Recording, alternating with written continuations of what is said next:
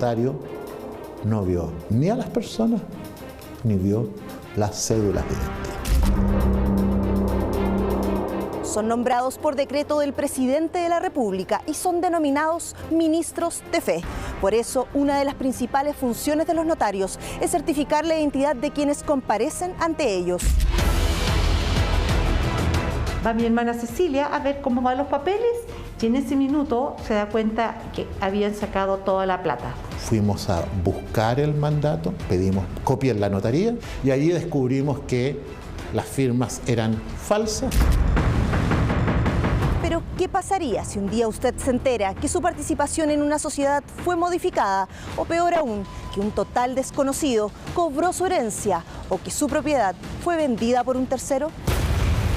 Cuando veo este mandato digo, wow, mi papá jamás iba a escribir en unos centímetros, pero pequeñísimos, su nombre. Dice ante mí. Cuando tiene esa leyenda ante mí, parto de la base que concurrió a la notaría. Pero por las fechas, por lo que me informó la familia, me indicaron que era imposible que él fuera si estaba postrado. La propiedad está a nombre de la congregación, pero salía traspasada a otra persona. Hechos que derivaron en querellas y que tendrían directa relación con escrituras públicas elaboradas en distintas notarías del país. La idea de que exista la fe pública es que el notario la proteja. Él es garantía de la identidad de las personas. Y si no puede dar esa garantía, no se justifica el sistema.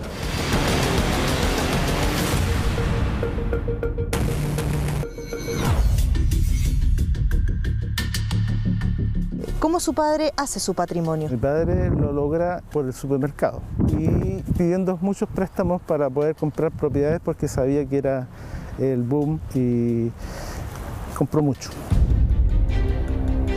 El legado de un padre nos lleva a Pichilemu, un balneario en la zona central de Chile famoso por la calidad de sus olas y costa de arena negra.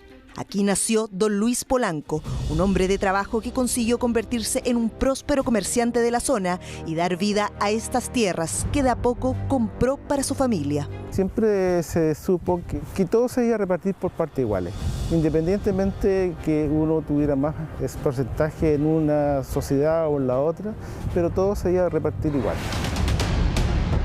En 2018, don Luis Polanco fallece. Tan solo 2 años después, sus 6 hijos se ven enfrentados legalmente. El origen de esto sería un mandato general amplio que don Luis y su señora habrían otorgado a solo 2 de sus hijos en 2010 en la notaría de Pichilemu. Pero, ¿cómo se dan cuenta los demás hermanos de esto?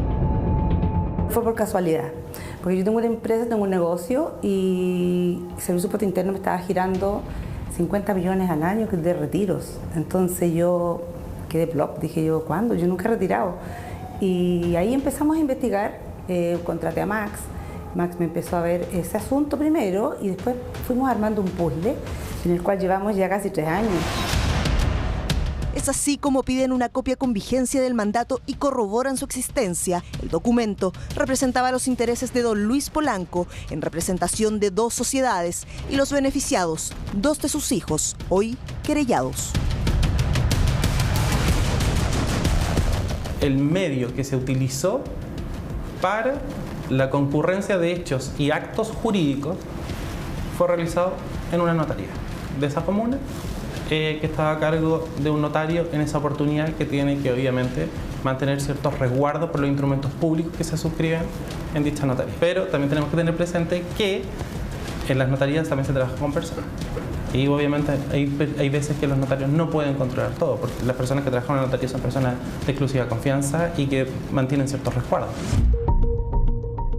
Al revisar la documentación, el abogado Max Álvarez se percata que no existe un certificado clínico o del médico tratante de don Luis Polanco que asegurara que, a sus casi 80 años, se encontraba en su sano juicio y uso de sus facultades mentales para firmar dicho mandato. Ante esto, hacen un levantamiento de todas las escrituras de compraventa que se hicieron entre 2010 y 2019 y la sorpresa fue gigante. Muchas de sus propiedades fueron vendidas y hubo cambios en las sociedades estatutarias.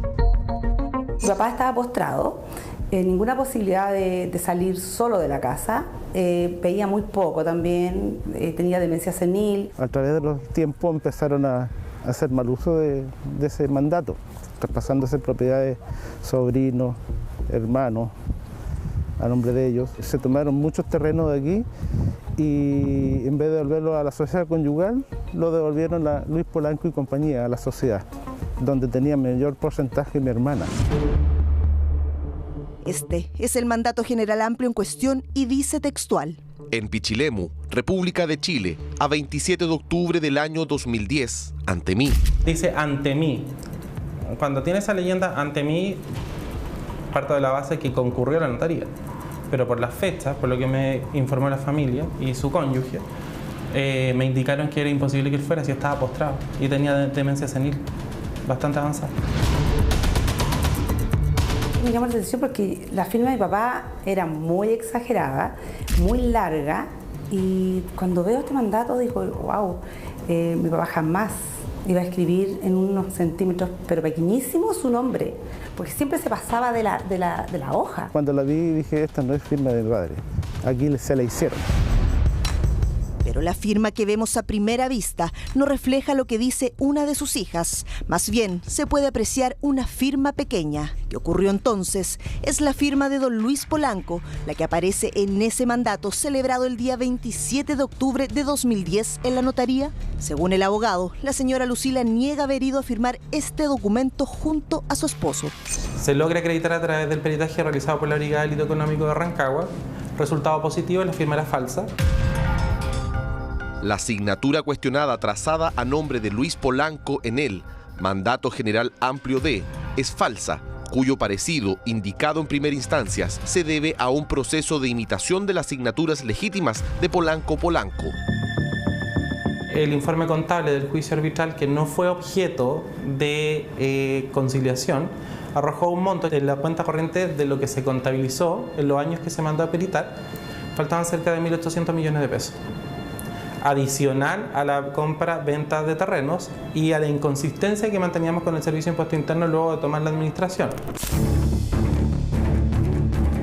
Los delitos que se imputan en las dos querellas agrupadas en una causa son apropiación indebida, conducta desleal, falsificación de instrumento público y uso malicioso de instrumento público. Que gastemos la plata que gastemos en este juicio, eso ya se rompió.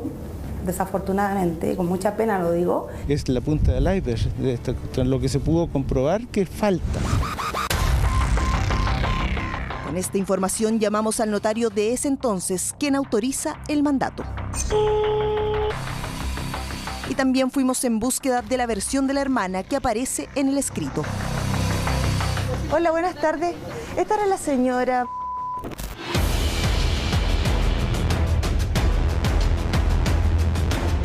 Pero antes, una historia que también afecta a un grupo de hermanos es el cobro de su herencia. Casi 170 millones de pesos que fueron retirados por un total desconocido. Esto era una herencia de mi madre. Al morir mi madre en marzo del 2014, pasa a ser de mi padre.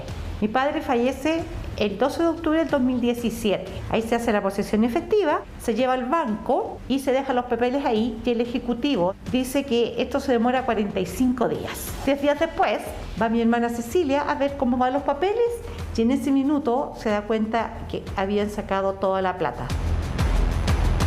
Fuimos a buscar el mandato, pedimos copia en la notaría y ahí descubrimos que las firmas eran falsas y que incluso allí comparecía firmando el marido que había muerto. Nuevamente una escritura pública es el punto en común, esta vez hecha en la 42 Notaría de Santiago Álvaro González Salinas. Con este hallazgo, una de las hijas hizo la denuncia en la Policía de Investigaciones e inició de forma particular acciones legales. Nosotros dedujimos una querella de falsificación en contra de los que habían cobrado los documentos, y por infracción del Código Orgánico de Tribunales en contra del notario. El tema es cómo un extraño logra vulnerar los estándares más rigurosos de control. Es mi apreciación que tiene que ver algo ahí, alguien del banco. Mi apreciación. No lo tengo claro. Hay dos clases de personas. Hay unas personas que ubican a los herederos y les dicen que existe ese dinero y se llevan una parte por la gestión. Y hay otros, como este caso, de gente que comete delito, falsifica la escritura, falsifica poderes por escritura pública o falsifica poderes por instrumento privado y va y logra cobrar estos documentos. Según lo investigado, en este caso se falsificaron 2 escrituras públicas y tal como consta en la querella criminal presentada por los 4 hermanos, el involucrado, haciendo uso del mandato falso, retiró el día 14 de marzo de 2018 4 vales vista a nombre de doña Malvina, la madre de los 4 herederos. El primero por un valor de 164.783.402 pesos y los otros 3 por un monto cercano a los 7 millones de pesos. Me sorprende absolutamente. Jamás me imaginé que podía haber algo de esa envergadura. No. Lo curioso es que para retirar ese dinero, los dueños debieron autorizar la acción mediante una escritura pública, una que según la querella se celebró en la 42 Notaría de Santiago. Y no solo los vivos, sino que también uno que estaba muerto. Sí sé que al señor notario de la 42 Notaría se le presentaron carnet y un señor el día 25 de octubre. Un señor que supuestamente era mi padre, en circunstancia que él murió con fecha 12 de octubre del mismo año. Era imposible. Imposible. Así lo demuestra el certificado de defunción del padre de estos 4 hijos, con fecha 12 de octubre de 2017. Lo llamativo es que se presenta un certificado de una clínica de Santiago, con fecha 2 de octubre de 2017, que confirma que el paciente se encuentra mentalmente apto para realizar cualquier tipo de trámite, en circunstancias que su familia nos indica que su padre se encontraba postrado en Temuco.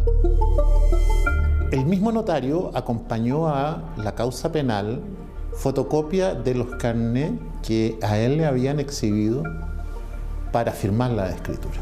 Entonces nosotros revisamos los carnets y nos dimos cuenta que tenían ciertas incongruencias con los documentos ordinarios que emite el registro civil.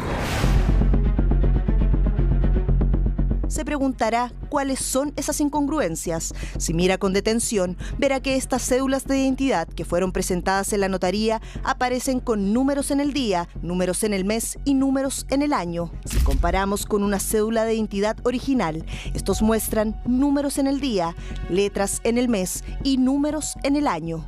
¿Cómo pudo pasar inadvertido ese detalle? De ese detalle, el notario debió darse cuenta. No cabe ninguna duda. Además, ¿cómo se pudo certificar la identidad de una persona muerta? El padre de estos 4 hermanos, que supuestamente también asistió a firmar el escrito. Los notarios dan fe de 3 cosas en las escrituras públicas. Primero, de que las personas que firmaron son las que firmaron, es decir, la identidad. Que dijeron lo que dijeron que consta en la escritura. Y en tercer término, que lo firmaron en la fecha que dice la escritura. Es así entonces que supuestamente en este instrumento se le otorgaba un poder al imputado por parte de los herederos, lo que evidentemente era falso. Existe un peritaje en la causa civil de una perito que establece que todas las firmas son falsas, que todas las firmas están dibujadas. Y existen pericias, obviamente, de investigaciones en la causa penal que también señalan que están esas firmas dibujadas. Así lo señala la abogada criminóloga forense en su conclusión, donde especifica: no fueron suscritos y firmados por, y tampoco trazadas por sus manos las firmas contenidas en el documento individualizado, por consiguiente es falso, es firma por imitación. Una notaría que ya en 2013 dio que hablar al detectarse irregularidades en los procesos de recolección de firmas de candidaturas presidenciales. El Pleno de la Corte de Apelaciones resolvió expulsar de sus labores a la notario Gloria Acharán y así en 2016 asume Álvaro González Salinas, la misma notaría que según una investigación vincularía a Solange Paredes Quintanilla, la hermana del reconocido futbolista Esteban Paredes, quien a partir de su trabajo en dicho lugar se habría transformado en cómplice de una operación delictual de blanqueamiento de automóviles. El contacto que habría hecho la señora Solange Paredes es contactar al líder de la banda que trae este tipo de vehículos y hacer los trámites de una persona X que vende el vehículo a un tercero y con la idea de poder vendérselo después, posteriormente, a una tercera o cuarta persona en forma, entre comillas, legal.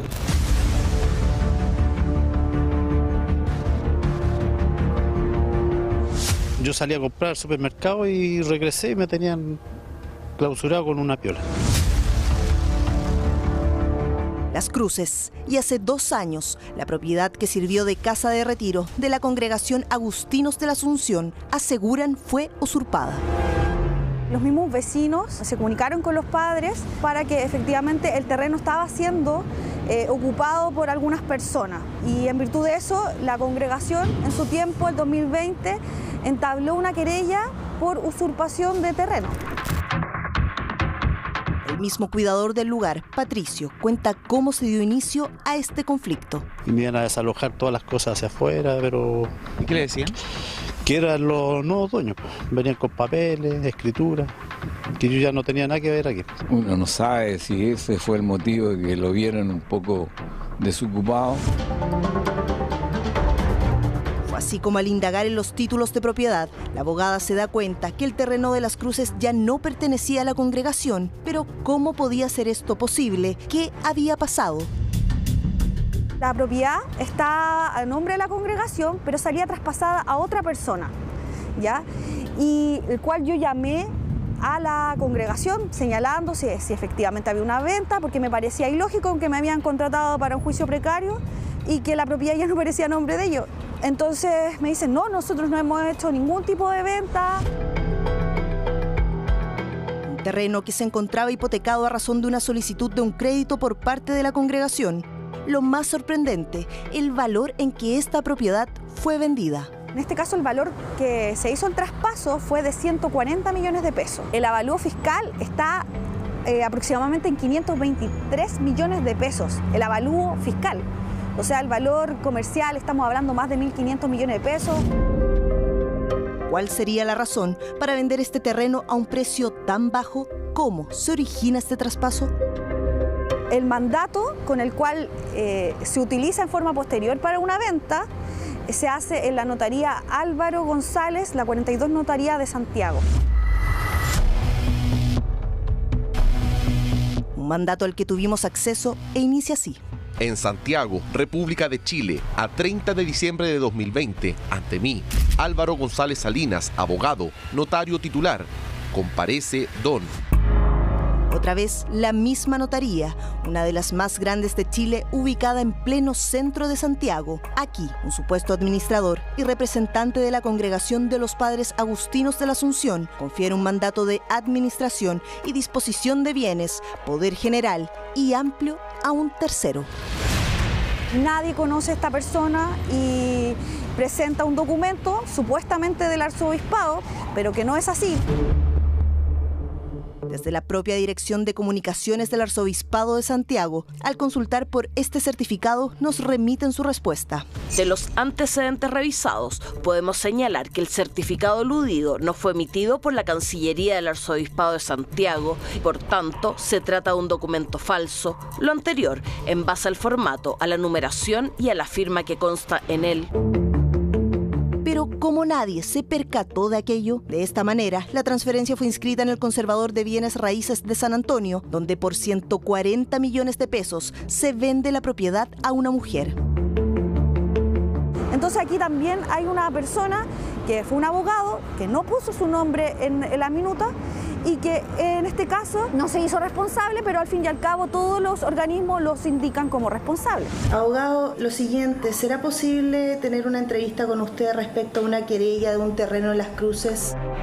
Nos responde que no entregará su versión de los hechos y que tampoco dará una respuesta vía telefónica. Lo que nosotros creemos que acá hay un problema sistémico, de que las personas que están encargadas de ser ministros de fe efectivamente no lo son, y por lo tanto hay que rediseñar el sistema en su conjunto. Con estos antecedentes, fuimos a la 42 Notaría de Santiago, pedimos una entrevista con su titular, Álvaro González Salinas. Nos piden coordinar vía correo, pero finalmente no acceden a ella, sí a una reunión presencial con el notario suplente. Con estos antecedentes, fuimos a la 42 Notaría de Santiago, pedimos una entrevista con su titular, Álvaro González Salinas. Nos piden coordinar vía correo, pero finalmente no acceden a ella, sí a una reunión presencial con el notario suplente. Nos indica que en el caso de la herencia de los 4 hermanos, que fue cobrada por un tercero, existen bandas que se dedican a cometer dichos fraudes y que adulteran documentos legales como lo es el carnet de identidad, y que en este caso, las personas que se presentaron en la notaría son las que aparecen en la foto de los carnet adjuntos al mandato, a lo que dice una de las herederas, que confirma que los de la foto sí son sus hermanos, pero que nunca fueron a firmar dicho poder, menos su padre fallecido. ¿Qué falló entonces? No funcionó derechamente, es eso, que el notario no vio ni a las personas, ni vio las cédulas de identidad. Y nosotros consideramos que ese es un actuar a lo menos negligente. Mi costo personal es gravísimo. Del 2014 a la fecha tengo 11 hospitalizaciones con documentación en mano y no he tenido los dineros para... Mi hija me ha tenido que pagar todo eso y es caro. Nos asegura Leonardo Brusi, abogado jefe de la 42 Notaría de Santiago, que en 2017 no contaban con un sistema SEPTA, un sistema tecnológico de verificación que desde 2019 implementaron voluntariamente, que además presentaron una querella por el delito de falsificación de instrumento público contra los 2 sujetos a los que se les otorgó el mandato, siendo uno el cobrador de los vales vista. Como resultado de la investigación de la Fiscalía, fue posible solicitar audiencia de formalización con el objeto de hacer efectiva su responsabilidad penal. Actualmente, el imputado se encuentra con una orden de detención a partir de esta investigación. La idea de que exista la fe pública es que el notario la proteja. Es su responsabilidad. Entonces, él es garantía de la identidad de las personas. Y si no puede dar esa garantía, no se justifica el sistema. Un sistema que tampoco habría funcionado en el caso del terreno de la congregación en Las Cruces y del que se nos informó que la notaría tomará una actitud pasiva y esperarán ser llamados a declarar. En primer lugar, interpusimos una medida precautoria de no enajenar, ya prohibición de celebrar actos y contratos, por lo tanto la propiedad actualmente está congelada y fue acogida. Por otra parte, interpusimos querellas por falsificación de instrumento público, por usurpación de identidad, entre otras, incluso asociación ilícita. Un tema que reabre el debate sobre la reforma en esta materia, donde ninguna iniciativa ha prosperado en más de 14 años. Primero que hay que decir es que el sistema notarial que tenemos en Chile es un sistema antiguo, que es ineficiente y que es bien injusto, que no ha cumplido con los usuarios ni tampoco con su objetivo, que es el resguardo de la fe pública. Hemos visto en los últimos años ya 4 gobiernos intentando impulsar reformas, proyectos de ley presentados en el Congreso que no han podido avanzar, producto además del lobby que tienen los notarios con el Congreso Nacional. Procesos judiciales que aún espera la luz verde para formalizar y continuar hasta dar con la verdad de los hechos. ¿Por qué la Fiscalía, si teniendo presente que existe un delito de acción penal pública, no formaliza e investiga? Segundo, ¿cómo es posible que una compraventa normal, bajo precio, si se demora, que es lo habitual, 30, 45 días, aparezcan 30 propiedades transferidas en menos de 48 horas? A una sociedad creada por las mismas querelladas. Todavía estamos en las cosas, no sabemos si surgió de ella o de los asesores. Soy periodista del matinal de televisión, estoy tratando de conversar con ella. ¿Como a las 5 vuelve? Viene como a las 6. Ya. Ya, pues muchas gracias. Hicimos otro intento por contactar a la hermana de Juan y Lucila. ¿Aló? ¿Usted trabaja con ella o es vecino nomás? Sí, vecino. Ah, ya. No, es para ver si podría comunicarle, saber si está...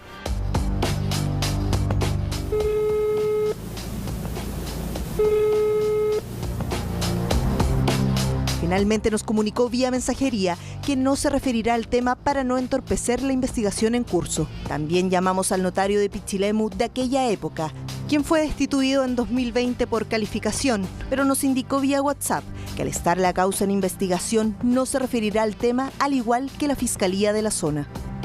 También llamamos al otro hermano que aparece en el mandato, pero no obtuvimos resultados. Entiendo que muchos de estos terrenos hay gente que vive hoy día en ellos, ¿cierto? Hizo su casa. ¿Qué podría ocurrir con esos terrenos? A ver, la familia no pretende buscar ni tampoco ir de nulidad respecto a esas propiedades, porque entiende que fueron adquiridas de buena fe. ¿A qué me refiero con eso? Que ellos no tenían por qué saber las conductas o lo que se estaba realizando malamente, porque muchas de esas personas juntaron sus recursos, se endeudaron, y ellos no van a limitar ni tampoco los van a restringir sus derechos. Siempre nos decía, mira, ese sitio va a ser para todos, incluso hay uno que es muy particular, que está frente de la casa de mi madre, que mi papá en vida dijo, ese quiero que sea para mi señora, para mi mamá, y con gran sorpresa, hace unos meses atrás nos dimos cuenta que pertenecía a otra persona. ¿Fue traspasado? Traspasado a un sobrino. Yo no me puedo referir a investigaciones que estén en curso en el Poder Judicial en tramitación, porque obviamente somos muy respetuosos de la jerarquía de nuestros superiores, que el Poder Judicial a través de la Corte Suprema, las Cortes, y como decía, los juzgados. No obstante ello, y eso que quede claro, siempre lo he dicho yo, no hacemos ningún tipo de defensa corporativa. Nosotros no estamos para defender a nadie, todo lo contrario. Es bueno que las manzanas podridas se vayan de esto. Por eso surge el cuestionamiento en estos casos a la función de los notarios. Son ellos quienes comprueban, legitiman y dan fe pública de los actos y hechos pactados entre las personas. No hay ningún tipo de pago de 140 millones de pesos. Además, la misma persona que adquirió la propiedad la quiso vender a los 2 meses a otra persona, lo cual efectivamente yo tengo los documentos que acreditan esos hechos. O sea, ¿cómo compras en 140 millones y a los 2 meses lo estás vendiendo a 400 millones de pesos? ¿Es una simulación o no? Entonces pienso que la gente que está alrededor de esto, que no lo sé quién son, que piensen el daño que hicieron. Un daño que hasta hoy tiene a esta mujer y sus hermanos sin la herencia que por derecho les correspondía. Por eso su molestia con el trabajo realizado en la 42 Notaría de Santiago. Opino yo que él debió tomar en cuenta el hecho de que esa notaría ya había tenido problemas porque las firmas eran livianamente autorizadas, y haber hecho una separación entre buen personal o mal personal y traer nuevo personal para evitar que esto ocurriera. No sé si lo hizo, pero pareciera que no lo hizo muy bien, ya que tiene estas querellas. En el caso de la familia Polanco, a pesar del tiempo transcurrido, dicen no ver mayores avances en la investigación que pretenden resuelva este complejo escenario familiar.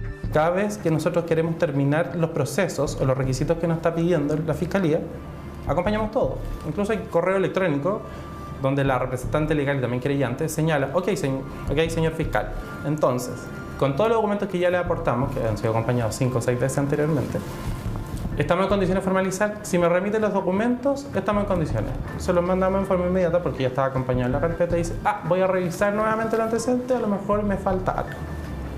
Y quedamos en esta nebulosa. Hay 2 casos más que si tú vas a Fiscalía vas a verlos ahí, en que están peleando por lo mismo. Herencias de familias muy conocidas en Pichilemu. Han insistido en el cambio de fiscal sin éxito y, según nos dicen, de determinarse responsabilidades que involucren a terceros en este eventual fraude, tomarán en su minuto las acciones correspondientes. En paralelo, es el mismo abogado que, en representación de una ciudadana española que tuvo negocios con un norteamericano en Santiago de Chile, a través de una compañía de revestimientos mineros, nos desliza la presunta falta de otra notaría en la capital. Esta persona fallece y celebró ciertos documentos en la notaría de la Comuna de Providencia que están fechados con fecha 7 de junio, si no me equivoco, del año 2017. El tema es que él aterriza recién en Chile el día 8.